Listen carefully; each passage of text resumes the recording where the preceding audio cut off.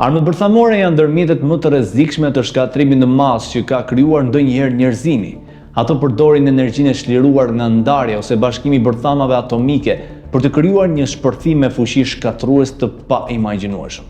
Dy proceset kryesore që përdoren janë ndarja bërthamore, ku bërthame një atomi ndahet dhe çliron energji, dhe bashkimi bërthamor, ku dy atome të lehta bashkohen për të formuar një më të rëndë. Bombat atomike që shkatruan Hiroshimën dhe Nagasaki në vitin 1945 ishin bazuar në vetëm ndarje bërthamore. Vetëm 1 kilogram uranium ose plutonium njoftoi për të vrarë 10 mijëra njerëz brenda sekondash. Ndërkohë bombat me hidrogjen, të njohura si termonukleare, përdorin bashkim bërthamor.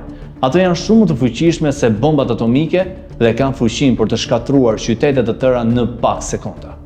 Shpërthimi i parë i një bombe me hidrogjen ndodhi në vitin 1952 nga SBA, duke prodhuar një valë goditëse që u ndjeh 10 kilometra larg dhe një dritë më të fortë se një milje djej. Por çfarë ndodh nëse këto armë përdoren?